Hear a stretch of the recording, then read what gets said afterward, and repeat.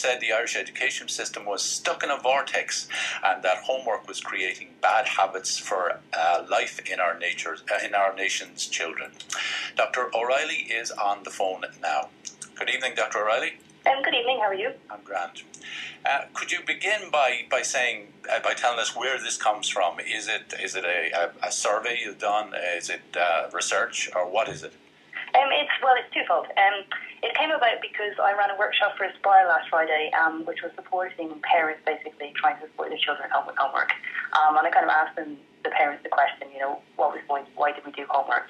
And the answers I got back were very striking in that they felt that it was some sort of evaluation of what was happening, that you just had to do it to get on in life. There was no real thought as to why you really do homework and what we really need to gain from it. And then I also run a tuition centre called the Homework Club. Yeah. And we've run this for almost 3 years now. So we've worked with about 250 students across the board from the ages of 6 right through to adults. Right, yeah, I was going to come to that. Yeah.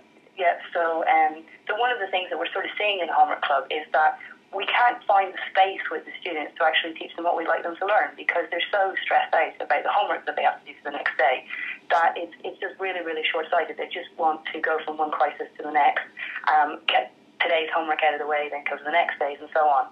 And what we're seeing really is that the students are sort of working very hard in the evenings after they come home. And is it true that some kids get 4 hours of homework? Yes, that seems to be quite normal. And so what we see is... It's normal, so it's right across the board. It's right across the board. Like every teacher sets homework every day. The subjects mount up at the end of the day, particularly for secondary school students.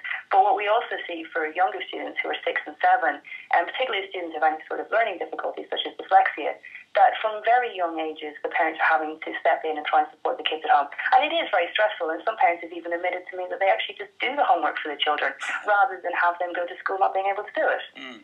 And obviously homework is, I suppose, a traditional, long-established part of education. Is that the problem? Well, that's part of it, but it's just the way that we think about it. We only really set homework as a sort of a reading and writing exercise. And really what we're promoting in the Homework Club is a whole different way of learning, which involves basically working in 4 different ways, which means that you're either auditory, visual, kinesthetic, or practical. And so the way that we teach all subjects, you're very much integrated into the class, and you use your levels of participation, and you really take the knowledge on board. And if you do go away and do any exercises to kind of further your interest, you're kind of doing them in those ways, whether it's, looking at YouTube clips or doing something instructive and making it, or whatever it is.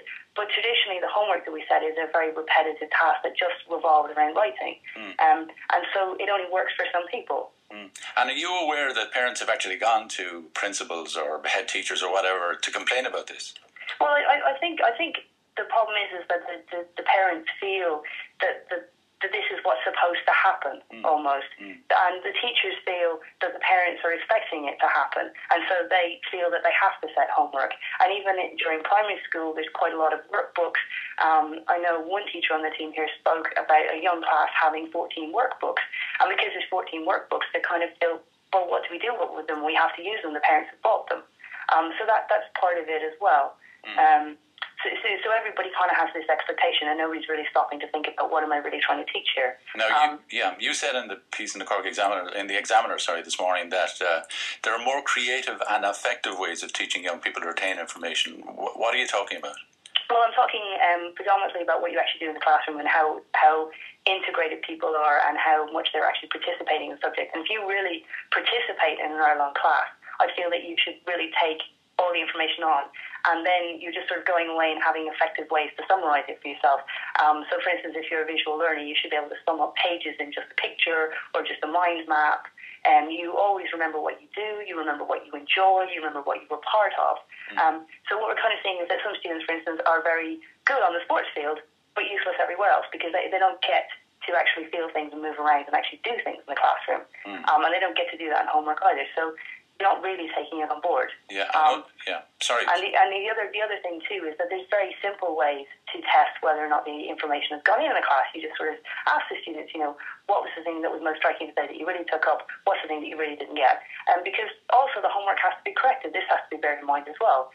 So a huge amount of school time is spent correcting all the homework that we set. Yeah. You questioned as well why students were being made to do so much homework on top of exam study. Yes, well, it really becomes really, really obvious to me, particularly when we look at the junior cert and leaving cert classes, Because when you get the very conscientious students, they're trying to do all their homework and then they're staying back for study in school, and they're worrying about having a study revision plan and doing exam paper examples and so on. And so what you find is, even though they've done all their homework, they're really tired and they're worrying about everything else that they haven't done, even though they sort of maybe don't put in 4 hours work. And they really shouldn't feel like that. So there's no sort of coherent structure about what you're setting for homework, and is that going towards the revision plan, or is that going towards the examples that will come up in the exam paper in June? Yeah. Can you not sort of consolidate what you're doing? There's a text here. I wish they had figured out that homework is pointless 16 years ago. I probably stayed on at school and done my leaving cert. God, I hated homework. Well, everybody does. And for me, like, you know, it really demotivates people. It really it makes you hate learning, which it shouldn't. It should be something that, you know, kind of, you know, starts an interest off for you if you go off and you do project work. Like when I was in primary school myself, I was in one of the Educate Together schools, and I had a particularly gifted teacher called Jim, and he used to set us projects every couple of weeks, and we do a little bit of history and a little bit of geography, a little bit of mythology, a little bit of Irish, a little bit of that, but you actually have to sort of have a project that you presented it in, and so that gave you presentation skills and project skills and research skills, and it gave you time management skills because you had a viable time to do it in, you know, and it made it really interesting. Yeah. Just another text there. What percentage of school children actually do oral stroke reading homework? I wouldn't know the percentage off the top of my head. Most homework that's set is very much written based. Yeah. Okay. Thanks for that, Dr. O'Reilly.